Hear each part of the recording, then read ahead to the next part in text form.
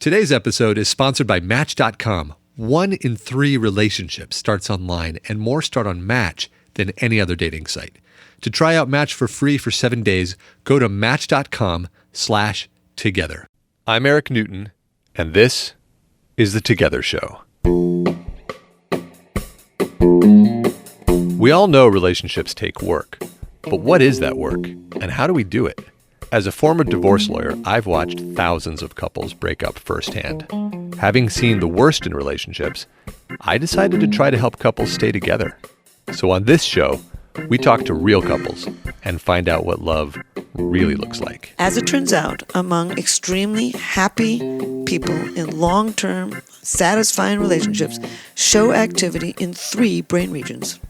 A brain region linked with empathy, a brain region linked with controlling your own stress and your own emotions, and a brain region linked with what I call positive illusions, the ability to overlook what you don't like about somebody and focus on what you do. Welcome to the show, everyone. Thanks for listening. Today's episode is the second of 2 bonus episodes sponsored and made possible by Match.com. Now, to give you the brief background, I had always wanted to interview Dr. Helen Fisher. She's a biological anthropologist, and she's one of the world's foremost experts on the science of love, so you can imagine why I'm fascinated by her work. It also turns out that she's Match's chief scientific advisor. And since Match sponsored our radio program this month, they were able to introduce me to Dr. Fisher, and so here we are. Now, in the first segment of the interview, which we released last week, we learned a little bit about Dr. Fisher personally, and we spoke more broadly about the biological reasons for love. In this episode, we focus on Dr. Fisher's advice to singles who are looking to meet the right person, and to couples who want to stay in love for the long term, as most of us do. And we discuss her research on the brain in love, which is some absolutely fascinating work. Now, this was an immensely fun episode to record, I have to tell you, and so I really hope you enjoy listening to it. So with that, let's go to part 2 of our interview with Dr. Helen Fisher. There's a group of people that reach out to me quite often. Mm-hmm. It's women in their early to mid-30s who are single. Maybe their relationship from their 20s broke up, or maybe they were focused on their career. And they're just really worried that they're not going to be able to find the right partner, or that the next partner will be an analog of the last, and that they're somehow repeating mistakes. It sounds like you have something to say to them. There's something you want them to know. I've got a lot I want them to know, but I'd also like to say that there's a lot of men in that category too. Yeah, maybe it's just the women that reach out to me. I think I'm America's last only person to really stick up for men. Men fall in love faster than women do because they're so visual. They fall in love more often than women do. We find it every single year. We ask, and there's a lot of other data on that too. When a man does fall in love, he wants to introduce the woman to friends and family sooner, and men want to move in sooner. And men have more intimate conversations with their wives than women do with their husbands, because women have their intimate conversations with their girlfriends.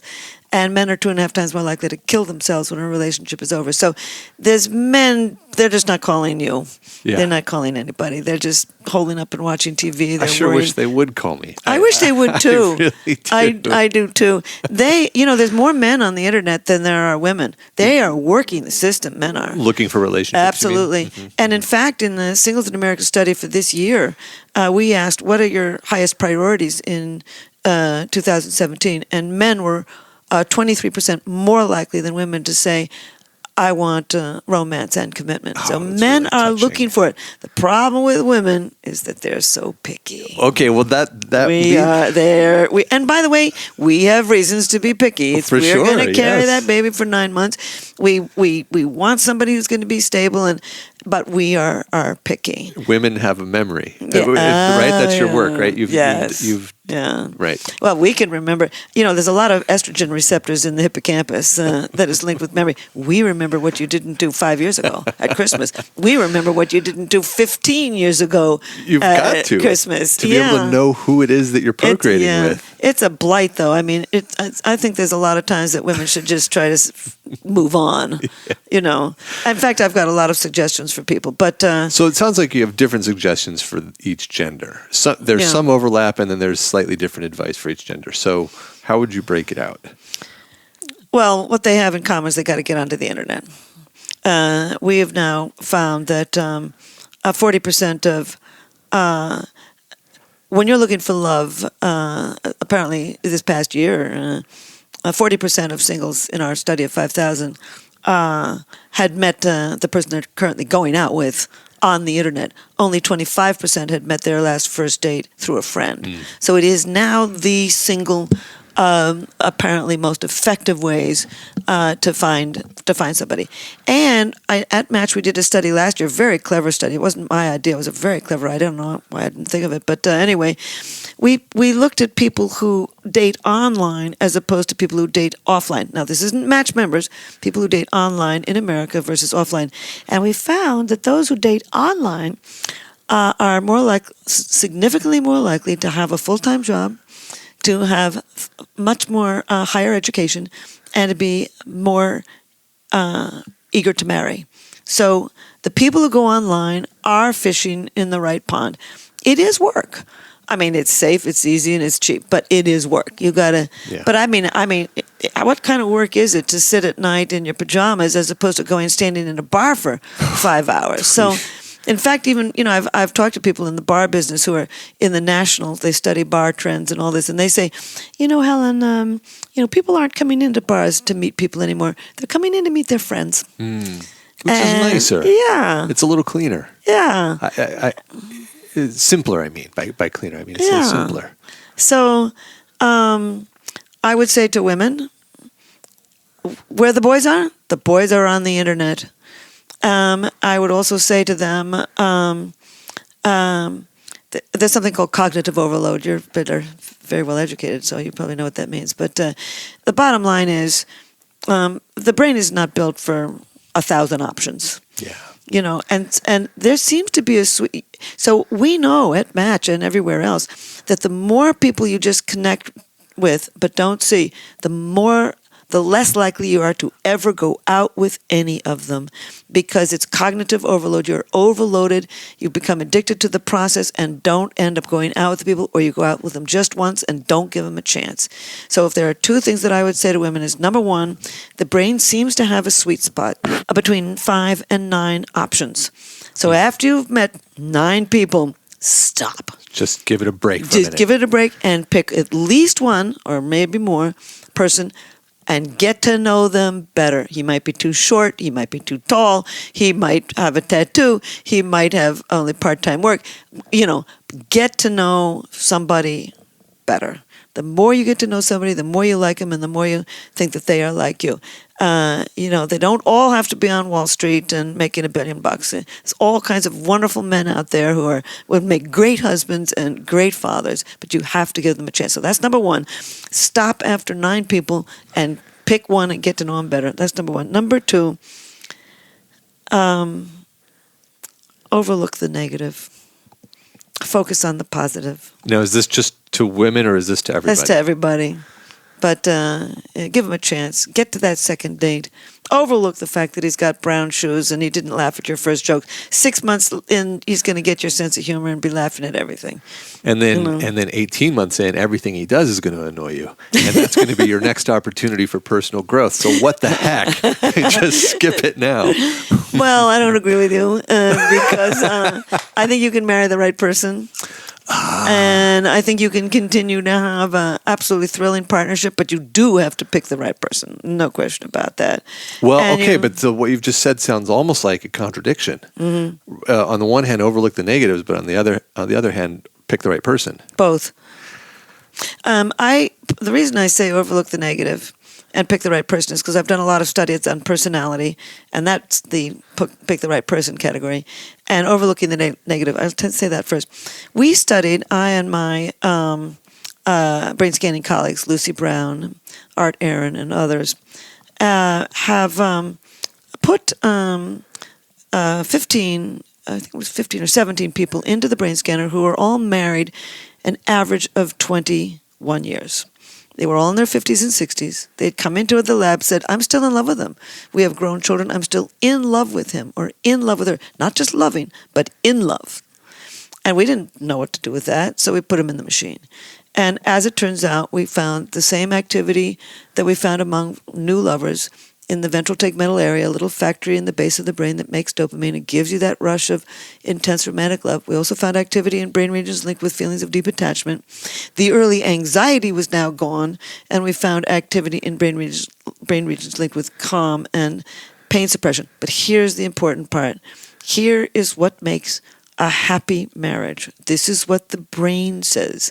Psychologists will say all kinds of psychological things. They're probably all right. Active listening, don't threaten with divorce, don't express contempt, all good psychological tools. This is what the brain says. I'm just trying to add to the puzzle. As it turns out, among extremely happy people in long-term, satisfying relationships, show activity in 3 brain regions. A brain region linked with empathy, a brain region linked with controlling your own stress and your own emotions, and a brain region linked with what I call positive illusions, the ability to overlook what you don't like about somebody and focus on what you do. So I would say... Now, positive... Okay, did you make a leap there? I don't know enough about the science. Okay. Where's the leap? There's a brain region linked with negativity. Yeah. And we naturally look to the negative. That's what we do first. So let's say you go to a party and everybody says, oh, your hair looks good today, Helen, and oh, I like that dress and all this stuff. And then all these nice things happen to you. And then one person says, I heard that podcast. You shouldn't have said that. You go home and what do you remember? The bad thing. Yeah. None of the good ones. And we have a tendency to remember the negative. And activity in that brain region became reduced. How did you make the leap from that particular area of the brain, looking at the data from that particular area of the brain, to deciding that, in fact, what we're doing is making up illusions or stories, is another way to put it, perhaps? So there's a wonderful article by a guy called Marcel Zentner, Zentner, and I don't know if he coined the term positive illusions, but he studied it psychologically. So I've been aware for several years that when you're in a happy relationship, you do tend to overlook the negative.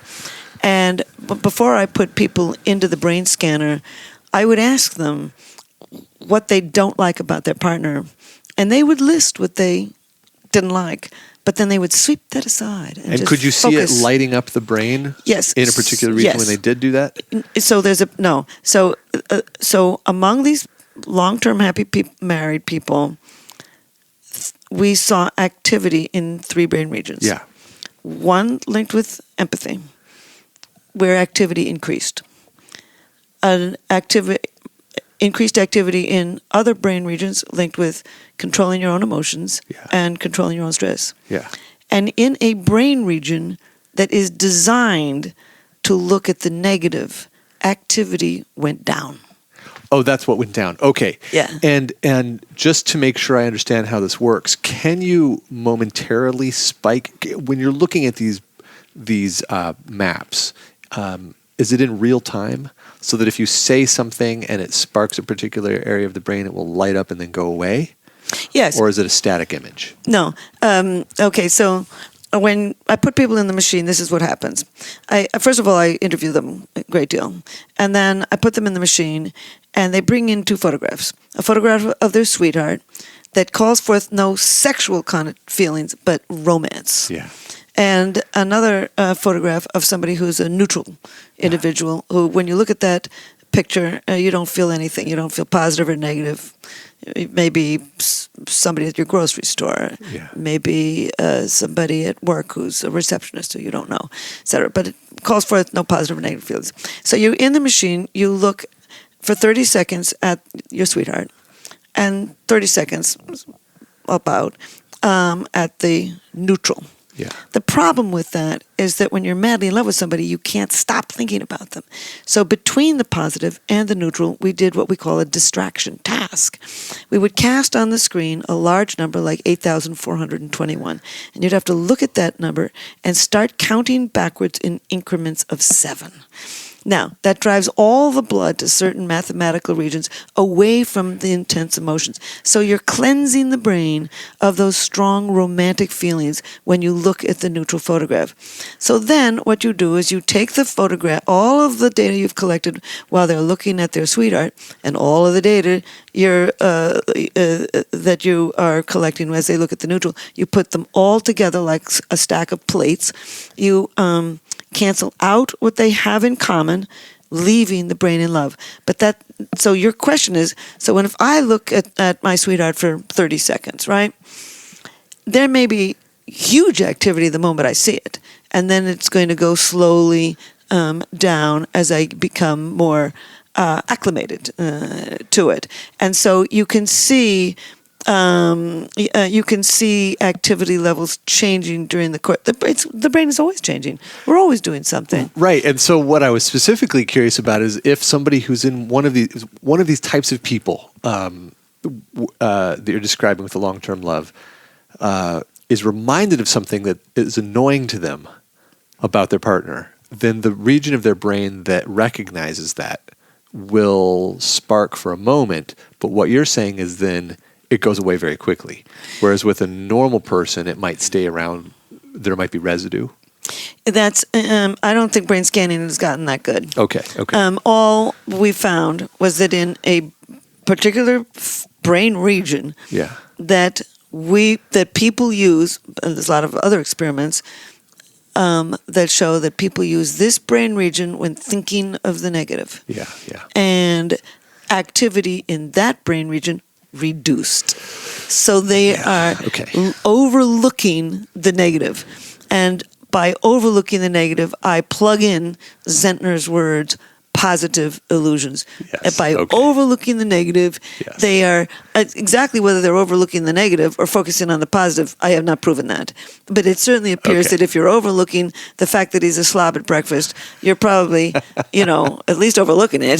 So anyway, but there's other things too. Yeah. I mean, so if you want a happy marriage or a happy relationship, yes, be empathetic.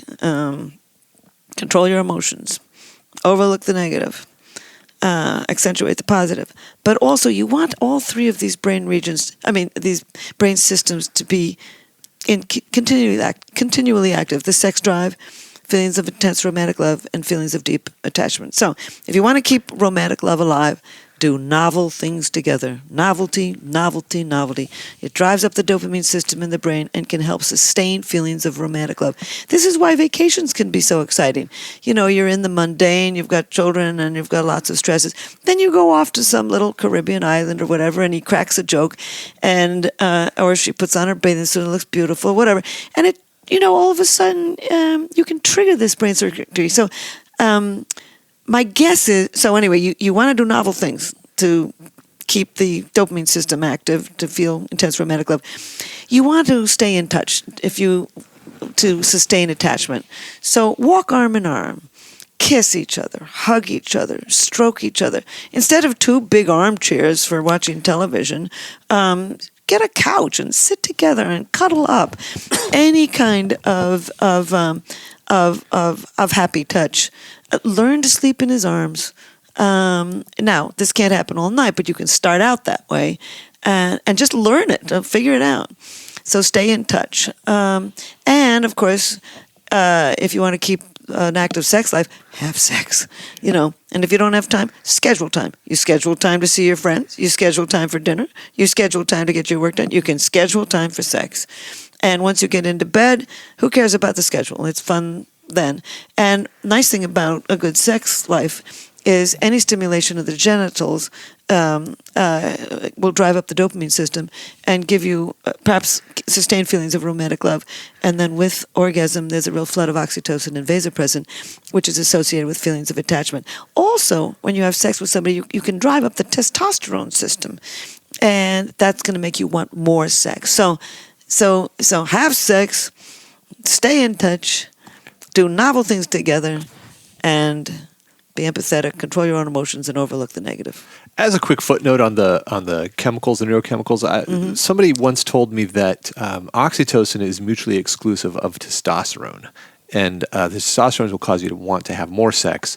The oxytocin causes attachment, but as the attachment increases, the desire to have more sex goes down by chemical definition. Do you think that's accurate? Do you have any sense of the science on that?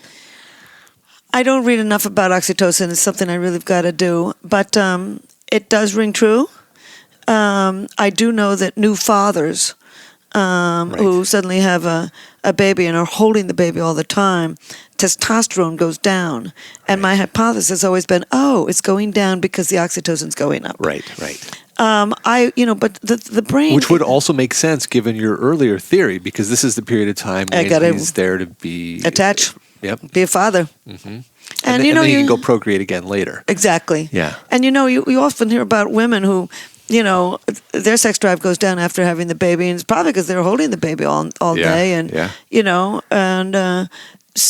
but these brain systems are mix and match systems, and I wrote a whole academic paper on this, and I do think in that paper I pointed out that they are negatively correlated, the oxytocin and testosterone systems.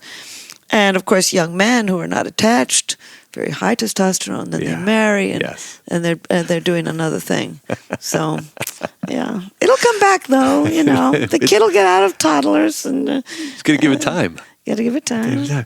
And in my opinion, you got to keep it up. I don't know. I think sex is good for you with the right person.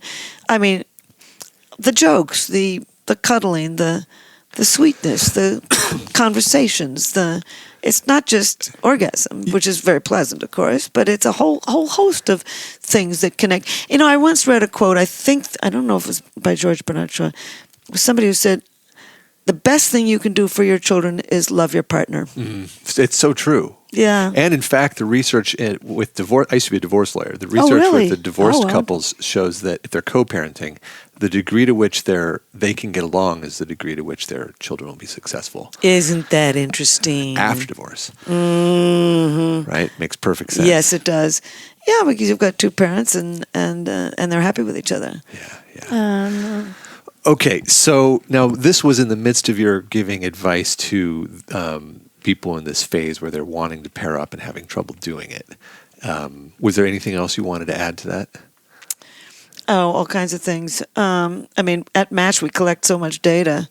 Oddly enough, first dates are more successfully likely to go on to a second date if you go out and have sushi. That is fascinating. So I had to come up with an evolutionary purpose for that, which I did. One thing about sushi is that it's expensive. Mm-hmm. So if you're going out, somebody's saying that you're got signaling some money, and that it's pretty easy to share. Sushi, right. So you're interacting more intimately with one another. And you can discuss how many of this and that you're going to have, and whether you can share, and whether you're willing to share. And so I think that... and sharing food is a hallmark of the human animal. I mean, adults of almost no other species share food. Now, pair bonding species do. For example, a robin will sit on her nest, and she's got to have the male, right? Or she'll starve to death. She has to. Yeah. And beavers will share, and various other monogamous species. But most species are not monogamous. I mean, adult elephants don't share their food, etc. So it's this concept of sharing. And of, I guess, signaling that you're willing to spend enough money on this. We had a few others. I don't remember them. But did you ever read that OkCupid blog article about that was also crunching data from before they were acquired by Match, and it was saying how to go. If you like the flavor of beer, you're more likely to have sex on the first date. Isn't this crazy? Did you ever see that one? These may be correlations. No, I didn't see that one. But it may be a correlation and not a causation. Right. And the same thing with sushi. But the larger issue is if get onto the internet, get to go out on dates, look your best. Active listening, find out who the other person is. Give them a chance, for heaven's sakes. Go do something interesting and new instead of going to the same old local restaurant. Novelty. And That's it. keep your mind open. Give him a chance. And I wanted to follow up one last time on this question. Give him a chance, but find the right person. Yeah. Is that a matter of a ratio, or do you have any sense of how to actually apply that concept Yes, in the real definitely. world? Okay, so I study personality, and there's patterns to nature, there's patterns to culture, and there's patterns to personality. And I wanted to know what some of those patterns were. Match came to me in 2005 and wanted me to start a new dating site with them, and they wanted me to create a questionnaire, and I said, I'll do my best. And so I was sitting right where you are at my desk here, and I was between things. It was an empty desk, which is very unusual. And I thought to myself, what do I know about personality? I said, well, I studied the testosterone and the estrogen systems, and I pulled out a sheet of paper, and I wrote on the sheet of paper testosterone. And I wrote the traits that I know are linked with the behavioral traits that are linked with the testosterone system in the brain. People who are very expressive of the testosterone system tend to be analytical, logical, direct, decisive, tough-minded, skeptical, good at what we call rule-based systems, everything from math to engineering to computers to mechanics to music.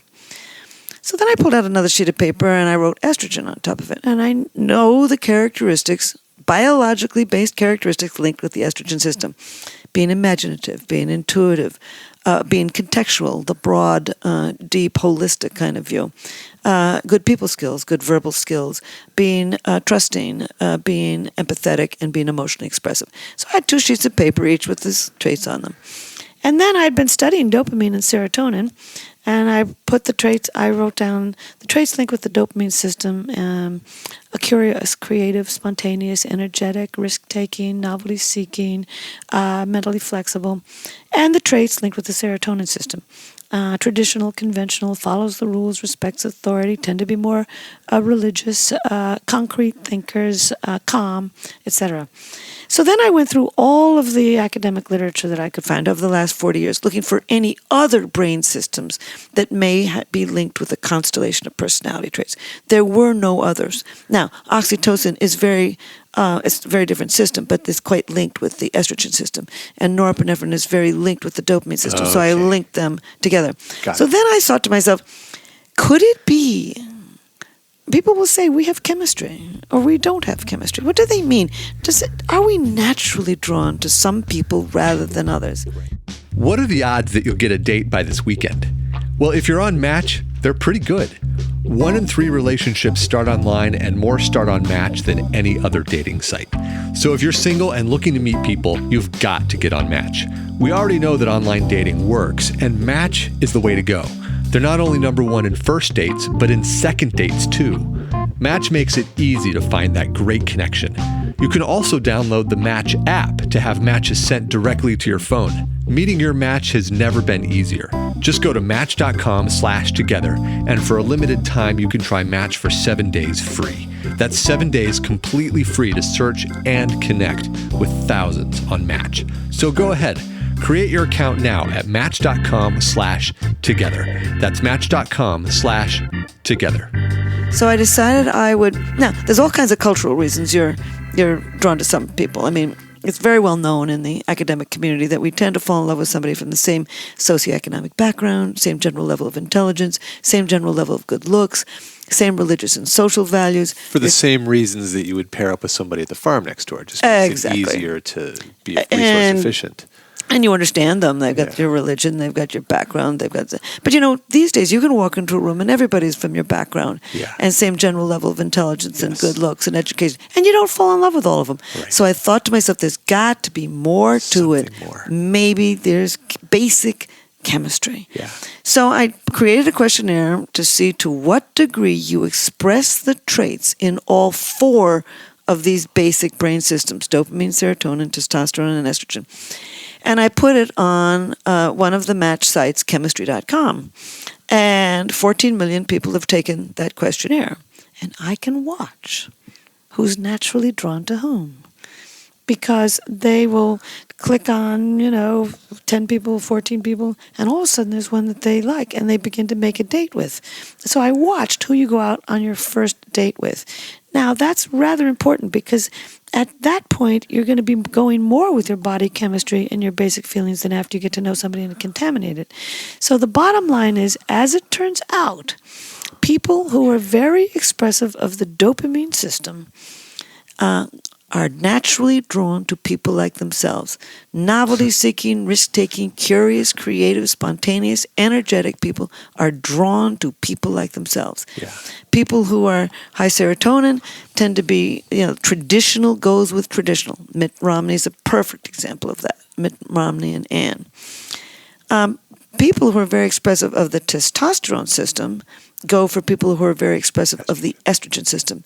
So, now, me, for example, I'm very high on the dopamine system, and I'm very high on the estrogen system. When I look back at my life, I've gone out with men who are high on dopamine, like me, and high on testosterone, unlike me.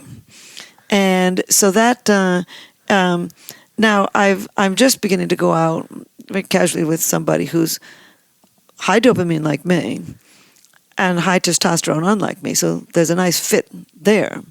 But he's higher on serotonin than I am.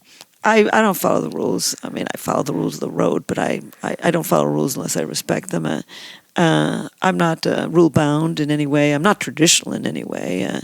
And he is more traditional. And, for example, we went into the movies once, movie house, and I asked him, "Do you have any water?"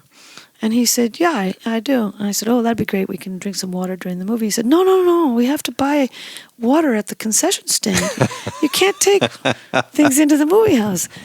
And I said, "What?" And then I said, Why would I bother? And now we've coined a term, the serotonin gap. And so we're beginning to create a language.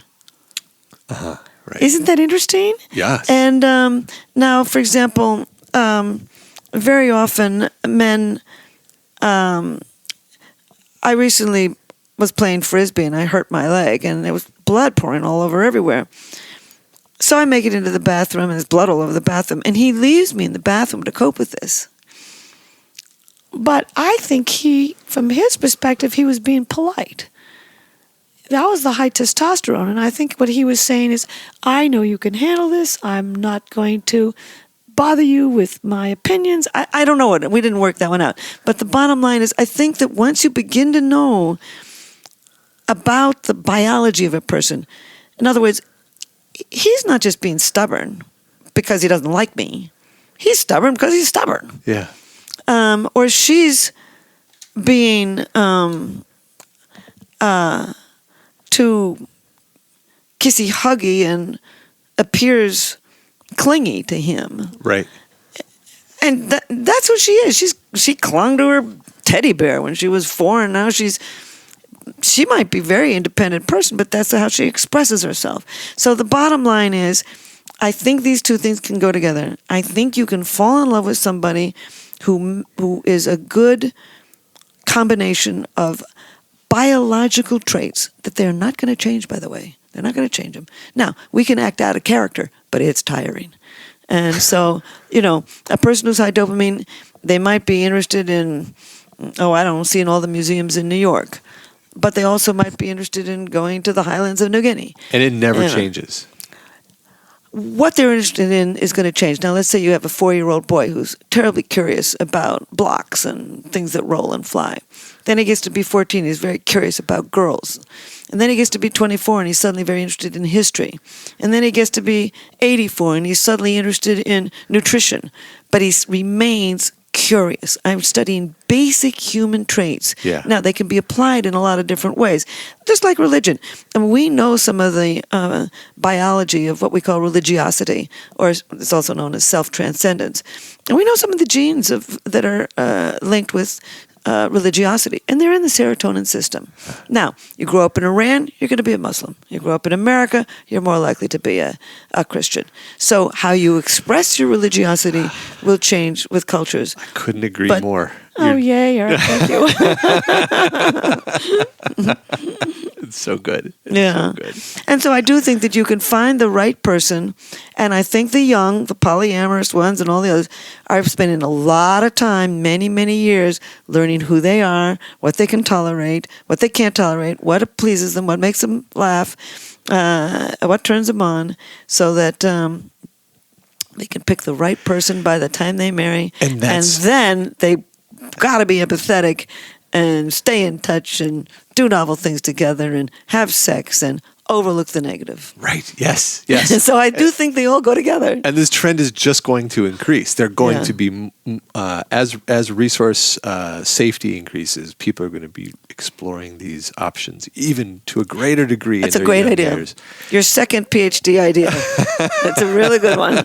Yes, that's. I'm going to borrow that if you don't mind. Please, I'd be honored. It's very.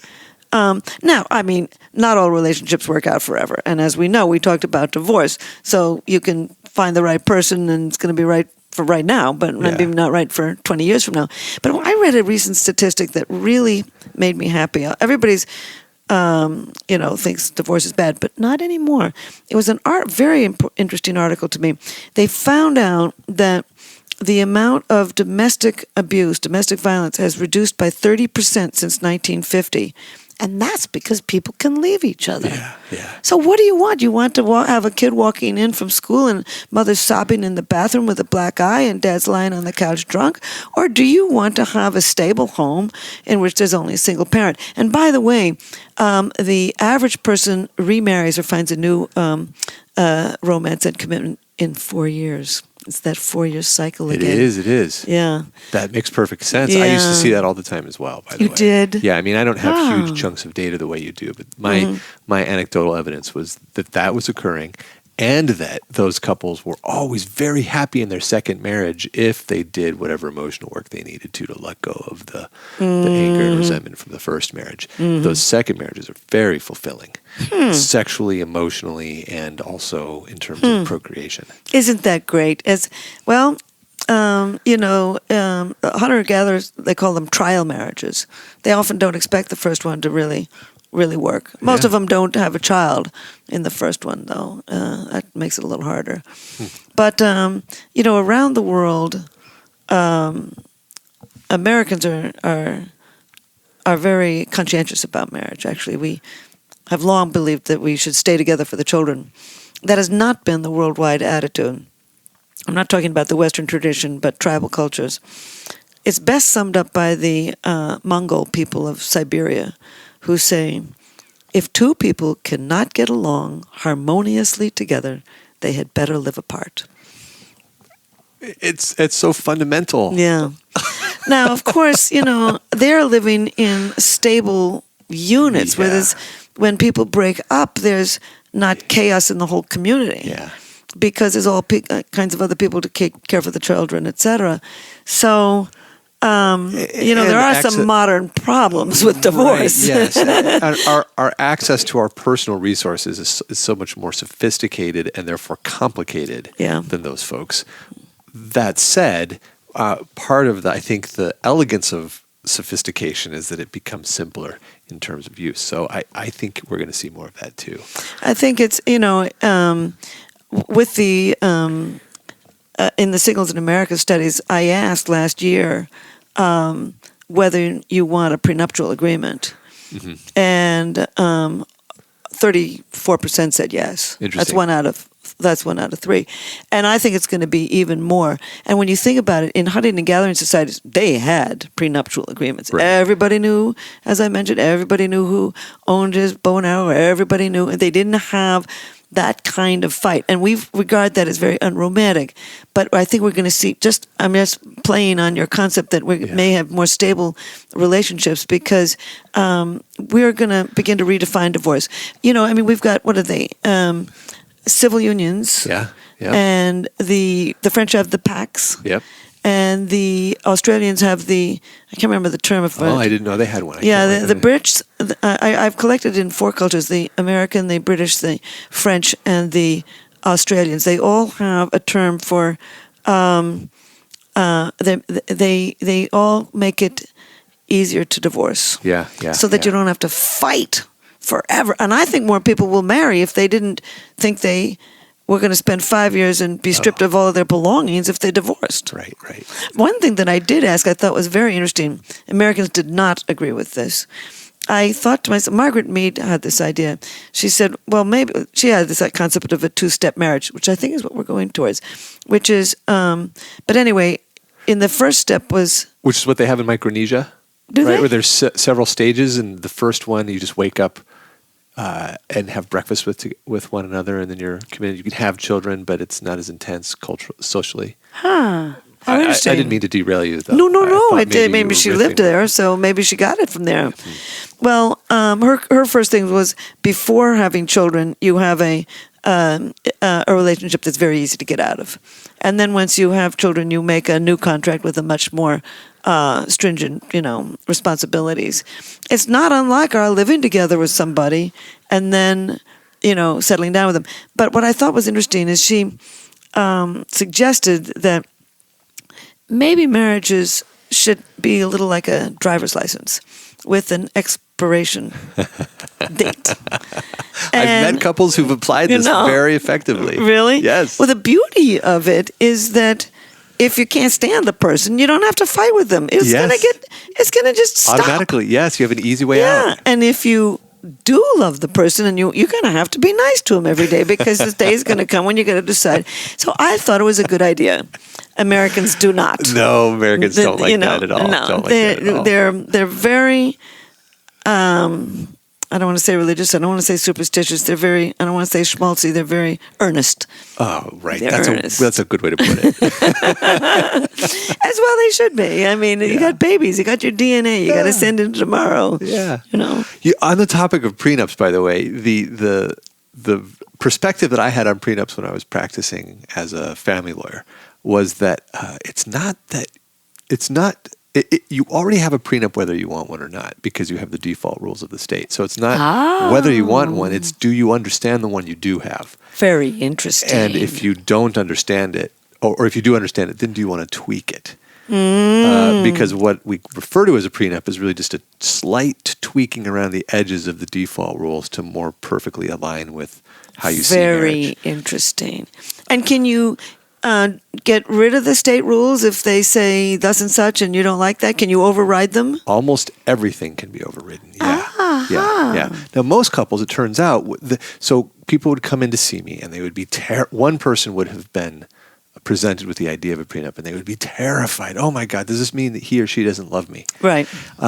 So I would present this paradigm or perspective about it. I've never heard that till this minute. It's so beautiful. Oh, that's cool. I'm going to have to interview you next. That'd be fun. And then they would calm down, and then I'd say, so what rules? What do you really want out of it? What does marriage actually mean to you? And they would break out what they thought it should mean, and it was almost always 90% of the default rules. And it was almost always about 10% of a shift. And so then we would just create a document that would just align it with what they actually wanted. And that works great. Did that exhaust you, being a divorce lawyer?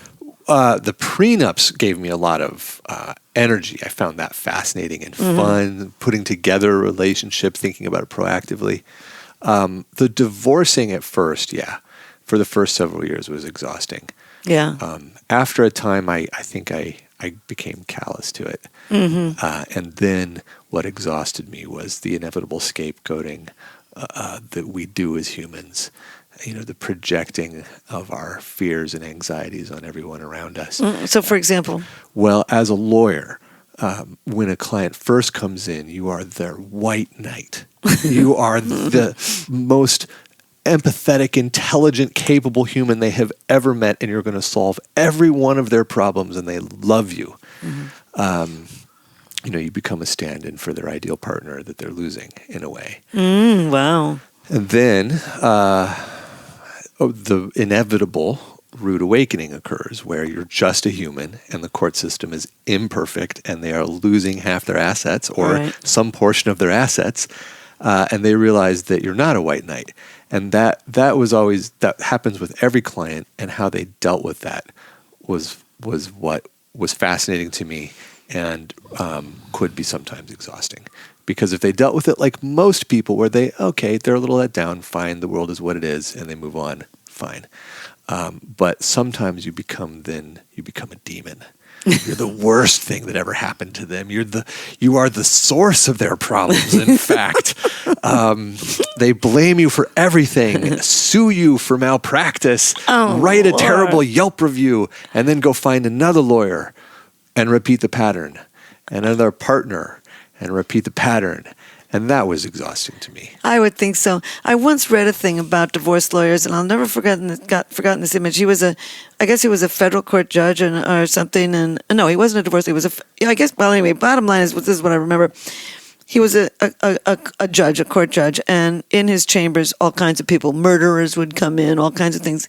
And he had a little panic button put in under his desk that he could push, not for the murderers, but when a divorcing couple walked in. Yeah. And oddly enough, a relatively interesting reason, you're fighting over your DNA. Often you're fighting over your children. Who gets babies?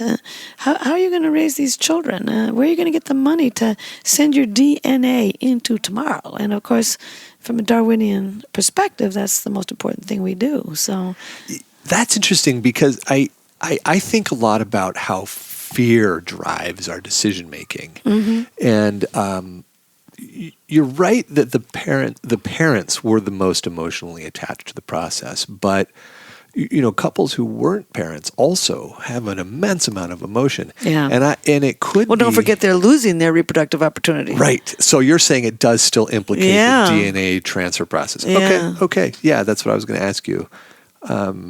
I think of it through the lens of it gets to our deepest, most unresolved traumas and fears. Well, you're a psychologist. I guess. And that's fine. That's fine. But there's layers. There's the Darwinian, and there's the psychological, and I had a double major in college in psychology. I'm very in favor of psychology. I'm trying to add, and not displace the psychological, but add the extra fury that now you've lost your opportunity to send your DNA down in tomorrow. You've wasted years often. You've lost money that would have helped you get the next relationship going. Yeah. You've really, I had to, in one of my books, Why We Love, I had to explain why it is that people get so angry and at rejection, and it's called abandonment rage. Yeah. And why don't we what a bad deal. Hasn't nature overdone it? Here we are. We just would do anything to win somebody, and then and then when it breaks up, we just have tremendous fear and anger and jealousy and despair and depression, and people drink too much and drive too fast and do really stupid things. How come? Hasn't nature overdone it? But then I began to realize they're losing life's greatest prize, which is a mating partner, to pass their DNA on into tomorrow. They're losing a father. They're losing a husband. They're losing children. Or safety. They're losing safety. That's a psychological. Well, or is it? Because it's not just procreation; it's also survival, right? Right. That's right. Sure. They're also losing their daily habits, their daily patterns. They're losing friends. They're losing neighbors. They're losing the dog and the cat. Sometimes they'll lose their job. They're losing a lot of stuff. And the habits are a matter of resource efficiency, which again is survival. Yeah. And then the more resources you have, the easier it is to procreate. Yeah. So then to bring it to a close, is there anything that you really just want people to know to relieve their suffering so that they can move on and create great relationships? He's out there. She is out there. Your responsibility is to keep at it. You will find it. Romantic love is like a sleeping cat. It can be awakened at any time, but it's not going to be found if you stay at home watching TV. You've got to get out and meet people. Yeah. get on with the project. We are built to love. We really are. We're built to love. Now, we haven't addressed the question of what love is, if it's anything other than biological. Well, I think love's a lot of different things to a lot of different people. I think there's 3 basic brain systems involved: the sex drive, romantic love, feelings of attachment. And you, as the psychologist in the group, can fill in all the rest. Right? Perhaps. Well, you just said some of them. What is love? Love is trusting somebody, admiring somebody, I think laughing with somebody, exploring with somebody, supporting somebody, being nice to their friends and family, listening to them, being empathetic, of course. I mean, it's different things to different people. Yeah. But basic to it is feelings of deep attachment, I think, and feelings of romantic love. Now, there's all kinds of people in long-term marriages who feel attachment and are no longer in love. But I remember one girlfriend said to me, she said, she was married for over 50 years. She said, you know, Helen, sometimes I hate him, but I always love him. It's attachment. And he's out there. He's out there. Oh, definitely. They're out there. Boys are out there. Just get out there and look around. Thanks, Helen. No, thank you. Such a pleasure to be here. Now, I like to end interviews with a very quick game of this or that. Okay. So I'm going to present a this or that, and you're going to choose what you prefer. Okay. So we'll start easy. Chocolate or peanut butter? Ooh, that's not easy. Chocolate. Chocolate, okay. Batman or Superman? Don't know either, but Superman. Okay. If you could choose enlightenment or $1 billion, which would it be? Enlightenment. Really? Yeah. Why? I'm in the business of enlightenment. I spend my life. Look at all these books. It's all about enlightenment. What am I going to do with $1 billion? I don't even want a second bedroom. I'd have to put something in it. Right, we already established that. Okay. $1 billion? What a toothache! You got to start giving it away. You got to get a whole lot of people. You got to start a foundation. You got to have board meetings. You got to wear a suit. Oh, forget it. I'll take enlightenment any day. And I always have, by the way. I always have. If these are any this books is, or any indication. So that's the easiest one. I'm still struggling with the peanut butter. Okay. All right, last one. If you had to either live for infinity or die in the next 5 minutes, which would it be? Oh, infinity. You are definitely a dopamine person. I'd figure out something to do with myself. Well, thanks again. This was really a pleasure. Thank you. Well, that's it for our interview with Dr. Helen Fisher, folks. Thanks for listening. You might want to check out Dr. Fisher's book that she mentions in the first part of our interview. It's The Anatomy of Love, A Natural History of Mating, Marriage, and Why We Stray. It's in its 2nd edition, and it was just released on Valentine's Day. And I'll put a link to that in our show notes. And thanks again to our sponsors, Match, for making this possible. It's really such a privilege to have been able to do this interview, and it really wouldn't have happened without Match. So I'm eternally grateful for that. If you'd like to take advantage of the special offer that Match is making to our listeners, you can go to match.com/together. And what they're offering is 7 days free to try out their site. That's match.com/together. If you have any questions or comments, or if you'd like to be on the show, please reach out to us via one of our platforms. You can find our website at www.together.guide. Our Facebook page is facebook.com/togethershow. Twitter and Instagram are both @together_show, or you can email me at host@together.guide. And actually, now that I think about it, you can also go to www.together.show, which is our new domain extension. Well, that's all for now, folks. Talk to you next week.